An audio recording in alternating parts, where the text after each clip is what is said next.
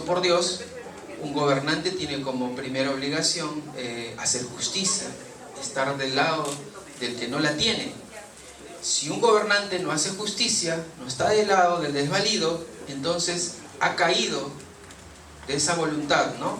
Es un gobernante que, digamos, entre comillas, debamos seguirlo, ¿no? Respetarlo, honrarlo y todo lo demás, porque no está cumpliendo con el primer punto que todo gobernante debería hacer. Entonces, escuchan sus mensajes, nuevamente los príncipes directamente, presencialmente, ¿no? Escuchan los mensajes y quedan impresionados y a la vez estupefactos, ¿no? Como este señor predica tan libremente y nadie dice nada.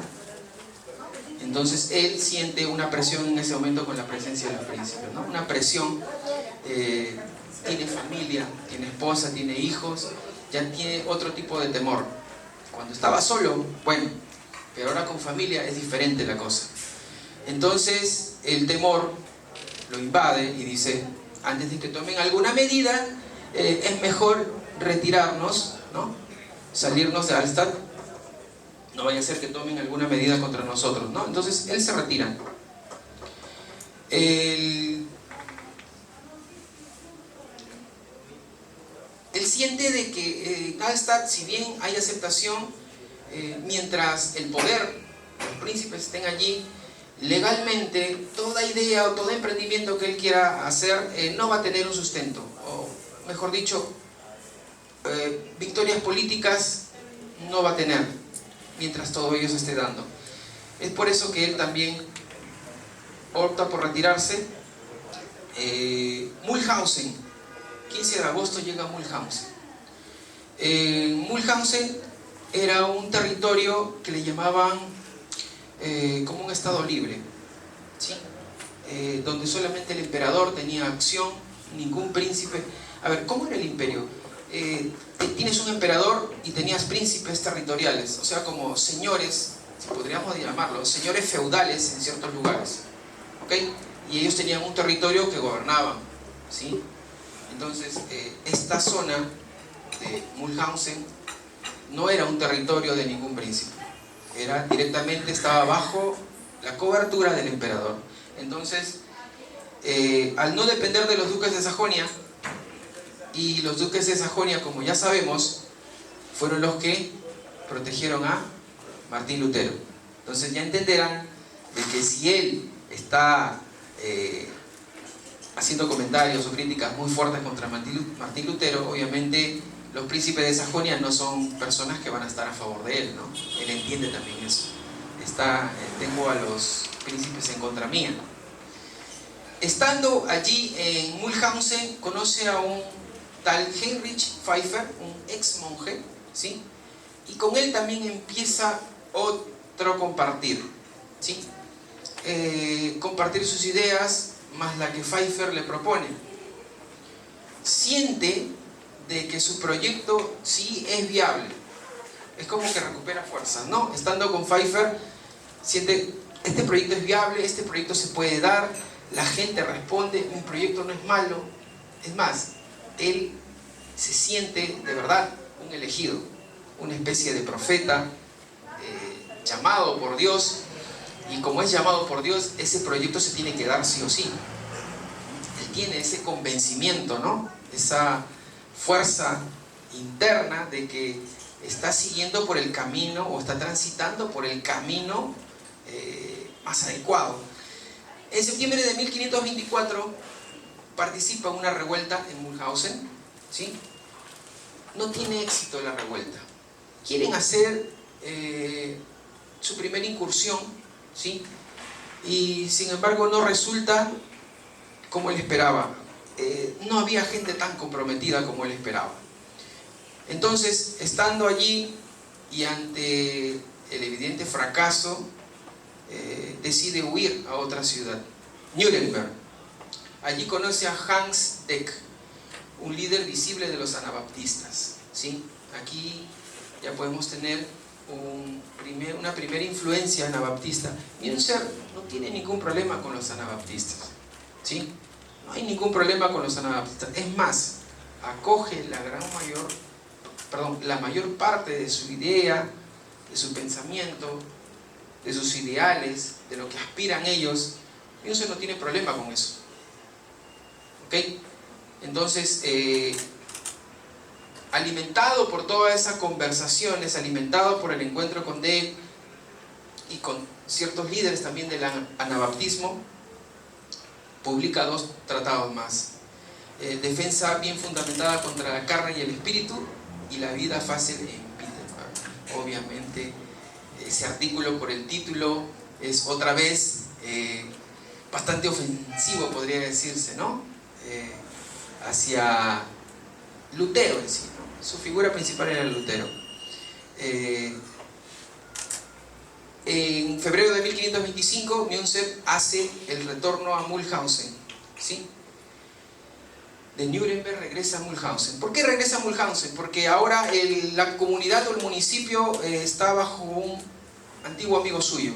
Entonces siente de que va a llegar y no va a tener esa represión y todo lo demás, ¿no? Donde nuevamente regresa a Pfeiffer, tiene el poder en el municipio, ¿no? Y regresa a Mühlhausen. Él aparentemente cree que Mühlhausen sí puede incubar ahora sí el proyecto. Parece que ahora sí las condiciones se dan para hacer este proyecto. Entonces, él comienza a planificar, comienza a ver todo lo que se necesita para poder echar a andar ello. Y es así que ya en abril de 1525 se inicia oficialmente, ahora sí, el levantamiento de los campesinos en Turingia y Sajonia. Dicen que aproximadamente 60.000 campesinos son los que se unen. Ojo que en este momento Münzer asume el liderazgo espiritual allí. Es más, logra convencer a los campesinos de que esto va a tener éxito si solo él lo dirige. ¿Ok? Y los campesinos lo aceptan, entienden, lo acogen aún así, ¿no? Es más, algunos condes se suman a la causa de Münzer. Al ver que son 60.000 campesinos, obviamente los condes parece que entienden, creo que esto sí va a generar un cambio. Nos unimos a esto. Tampoco era muy sabio no unirse porque obviamente los campesinos tomaban territorios, ¿no? Afectaban las propiedades, entonces no era tampoco muy inteligente no unirse a ese movimiento en ese tiempo, ¿no? Federico de Sajonia, al ver este levantamiento y haber dejado el escenario para que Lutero le conteste a Münzer, porque Lutero también escribe cartas, hace publicaciones donde también critica duramente a Münzer, ¿okay? Federico de Sajonia dice, tal vez esto es un juicio de Dios, tal vez he hecho algo mal, o hemos hecho algo mal, o como nación no estamos haciendo algo bien en este momento, tal vez Dios nos quiere decir algo a través de esto, y no sabe cómo manejar, tiene temor, piensa que si esto es el juicio de Dios, ¿qué hago yo luchando contra eso? O en realidad es otra cosa. Entonces él se siente como que atado, ¿no? No reacciona, no toma medidas necesarias en ese momento, Federico. Él enferma, ¿sí? Y luego fallece. ¿Quién le sucede? Es su hermano Juan. El príncipe Juan de Sajonia era también muy amigo de Lutero. Lutero en ese momento ya había hecho cartas, hay una muy contundente, en la cual alienta a los príncipes a de una vez cerrar este asunto. Es más, si hay que tomar las armas, los tomaremos, pero tenemos que cerrar este asunto con los campesinos. Esto no puede continuar, ¿no? Lutero alienta y convence de alguna manera con sus escritos de que hay que tomar medidas de una vez. Entonces Juan y todos los demás acceden, ¿sí? Y entienden de que ahora sí nos vamos a mover y vamos a reprimir este movimiento de una vez, ¿ok?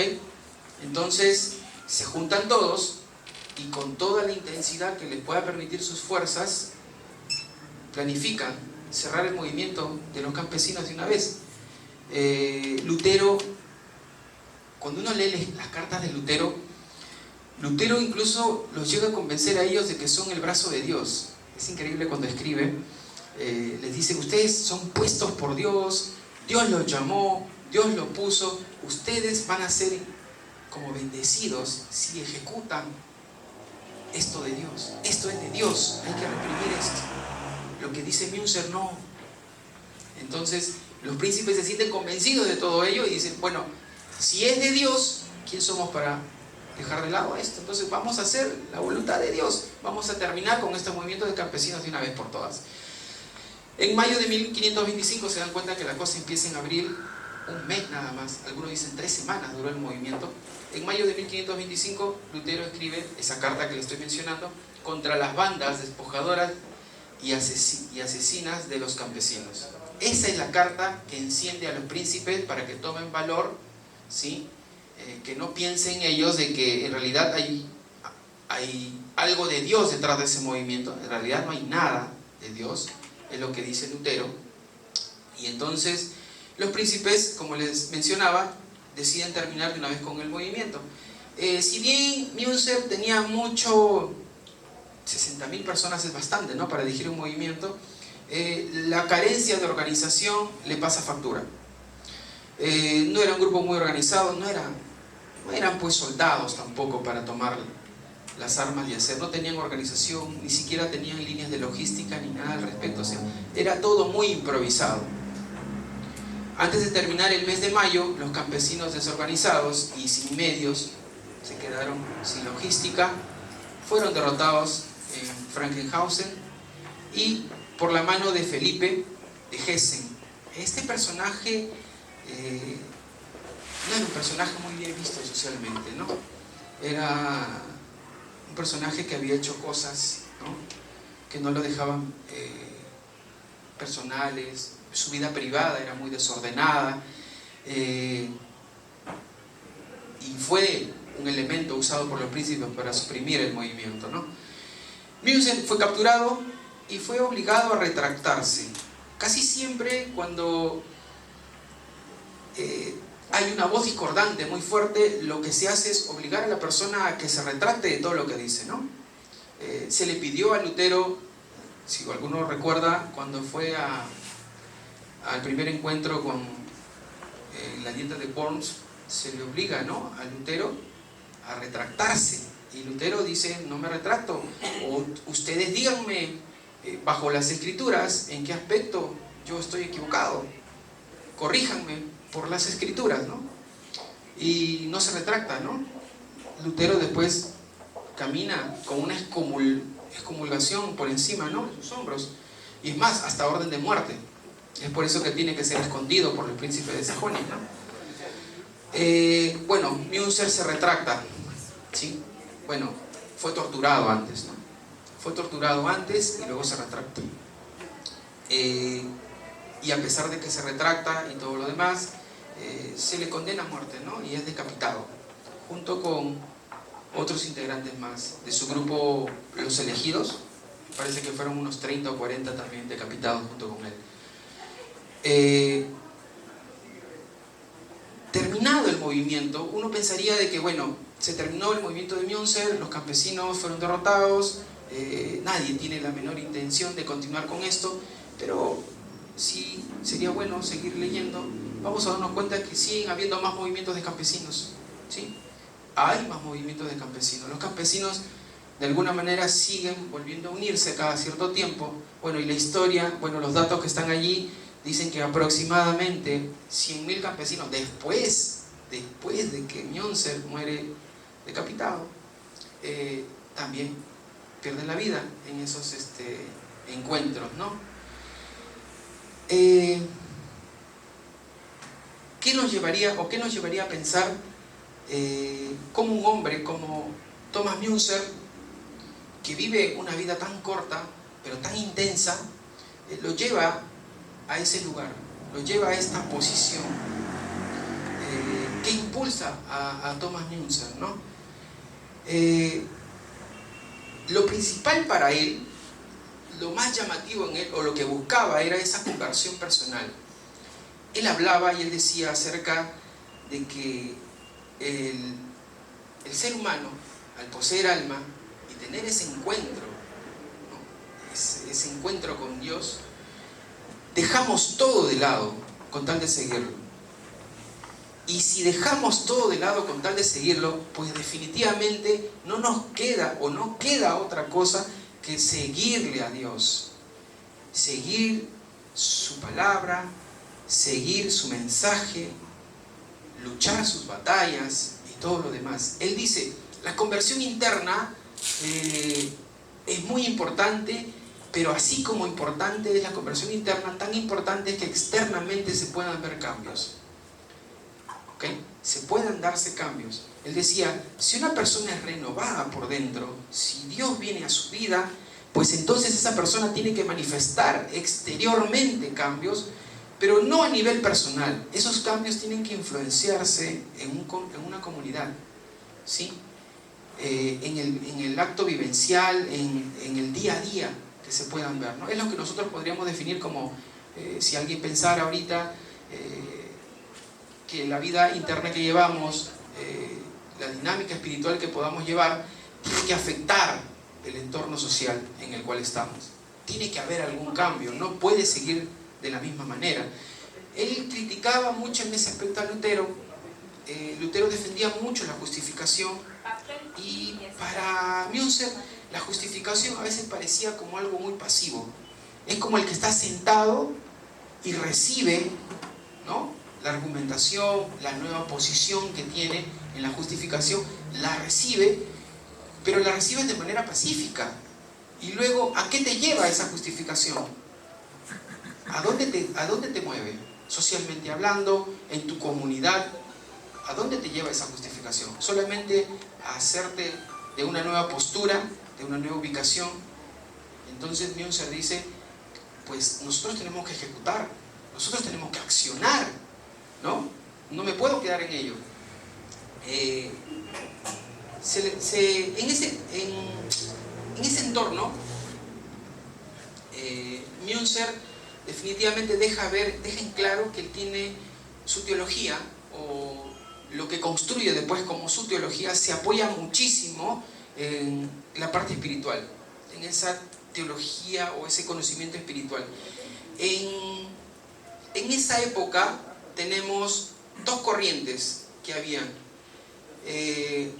Una de ellas dirigida en la Alemania, ¿sí?, una mística alemana representada principalmente por el maestro Eckhart, un doctor de teología en París. Sus discípulos son los dominicos Tauler y Suso.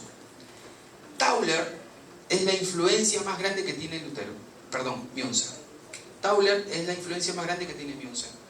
Münzer lee muchos libros de Tauler, ¿sí? Es una mística elevada, podríamos decir una mística de alto voltaje, muy intensa, ¿sí? Entonces, eso es lo que Münzer acoge en su vida. Hay otra línea que le llaman la moderna o la devotio moderna, que esa es nacida más o traída más de los Países Bajos.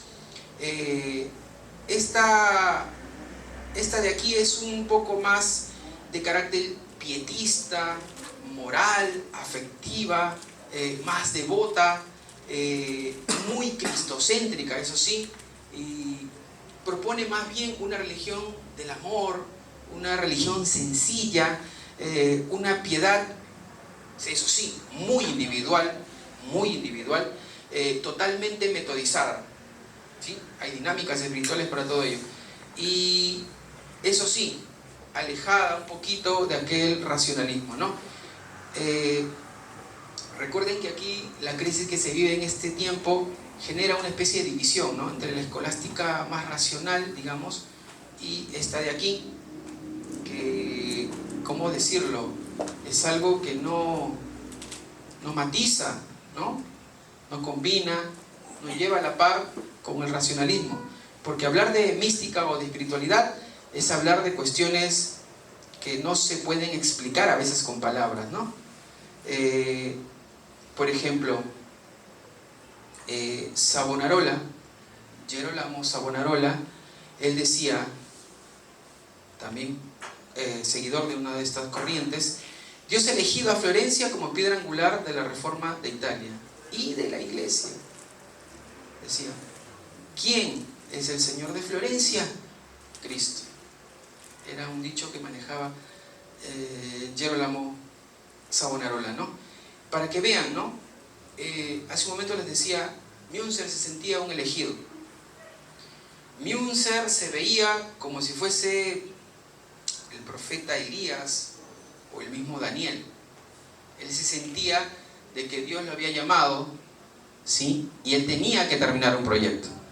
Él sentía de que tenía el respaldo divino para cumplir todas estas cosas. Ese era el convencimiento más fuerte que tenía Münzer. No dejaba de lado todos sus esfuerzos, aún su vida misma se centraba en ello. Ustedes ven la intensidad con la cual este hombre ha vivido, el convencimiento, la fuerza de voluntad, la entrega total, ¿sí? Es porque él creía y vivía su vida bajo esos principios. Ahora, ¿cuál era en sí, si podríamos analizar, cuál era en sí el punto que lo llevaba a distanciarse mucho de Lutero? Él tenía una frasecita muy curiosa que cuando escribía acerca de Lutero, ¿no? Le decía el doctor mentiroso. Bueno, Lutero decía otras cosas también, no se quedaba tranquilo, ¿no? Ustedes van a entender que si te dicen eso, tú también vas a responder de otra manera, ¿no? Entonces Lutero también le respondía, ¿no? Ahí, después vamos a ver cómo le respondía Lutero también a él. Entonces, Lutero, para Münzer, Lutero era un personaje que tal vez quería traer una reforma, ¿no? Pero una reforma muy particular, una reforma que en realidad no buscaba un cambio tan profundo dentro de la iglesia. Es más, si es que se puede cambiar lo menos posible, genial. ¿Sí? Genial. Lutero siempre decía, no tengo problema con la iglesia, con el orden, con la espiritualidad, con todo lo que se lleva, pero sí tengo un problema profundo con las prácticas que se hacen, ¿sí? Con que el mensaje es distorsionado, con que se vende una idea acerca de la salvación, ¿sí? Que no es como el que se tiene que manejar. Entonces sí tenía una dificultad en ese aspecto, ¿no? Lutero. Münzer dice, si no, el hombre no vive intensamente su encuentro con Dios, si el hombre no genera, no está convencido en lo profundo de su ser, de que Dios está con él, de que Dios quiere cambiar, de que la voz de Dios es importante, eso también es importante, ¿no? Él decía, eso no puede quedarse detrás.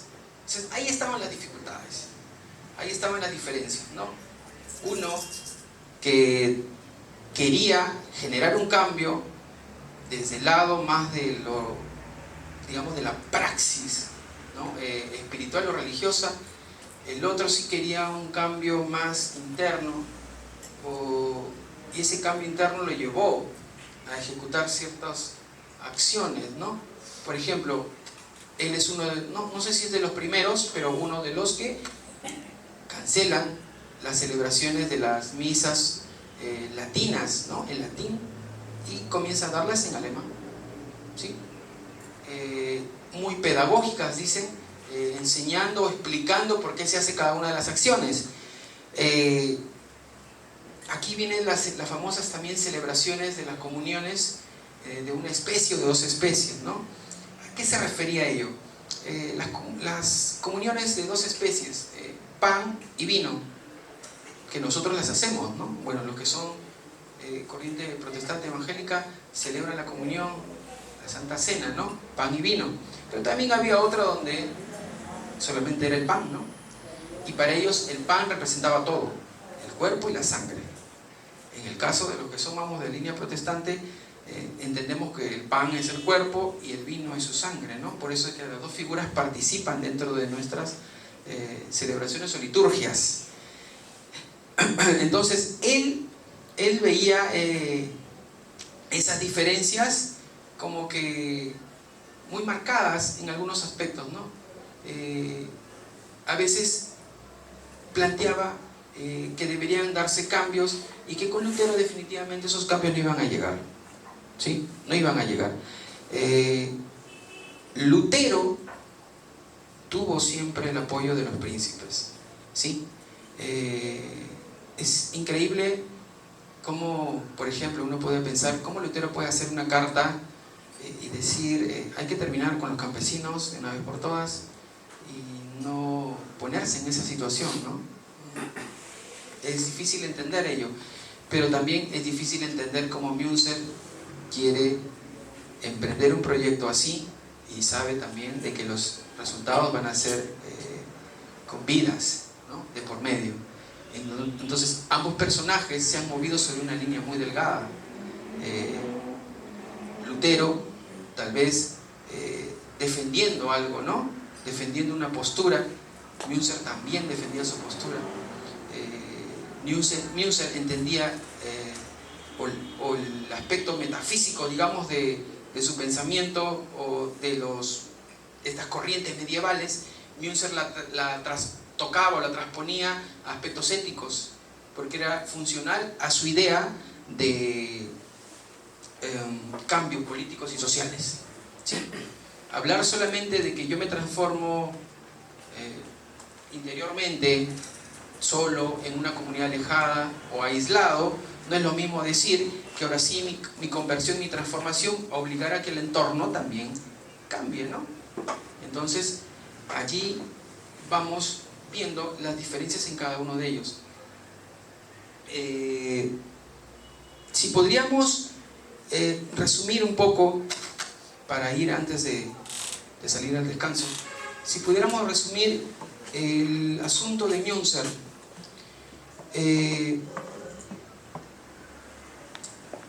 la influencia que ha tenido ha sido importante. Es un hombre de su época, lee los puntos, las señales que se están dando en su momento. Münzer toma una medida, se va por una causa, ¿no? Vive su causa intensamente, la asume, la trabaja. Ustedes en este pequeño resumen se han dado cuenta cómo ha ido dándose ciertas pautas y él ha ido desarrollándolas, cada una de ellas. Ha tenido influencias, obviamente, de personajes que han estado alrededor de él. En un momento está tranquilamente con los luteranos, en otro momento ya no lo está. Obviamente todo proyecto tiene que tener ajustes, ¿no? Y él ha tenido que vivir también bajo esos ajustes. Pero lo que resalto aquí, en este caso de Münzer, es una persona muy entregada a una causa, ¿sí? Y esa causa probablemente años después pudo haber sido mal interpretada por otras personas, ¿no? Por ejemplo, alguien puede decirme aquí, no, pero Federico Engels escribió un libro y toma a Münzer como su estandarte acerca de los movimientos sociales, ¿no? Y es verdad, Münzer se ha visto envuelto siempre en ese matiz durante muchos años. Han sido recién pocos años que Münzer recién está empezando a releerse de otra forma, ¿no? Y es más, creo yo que hoy, y lo vamos a hacer regresando del break, tratar de releer cómo releeríamos a Münzer o qué extraeríamos de Münzer hoy en la época en la cual nos estamos moviendo, la iglesia cómo se está moviendo, la sociedad cómo está caminando. Entonces, de allí tendríamos que releer o extraer alguna información relevante de la vida de Münzer que nos pueda servir, ¿no? Es lógico, si vemos la noticia, vemos convulsión, ¿no? Hablar de revolución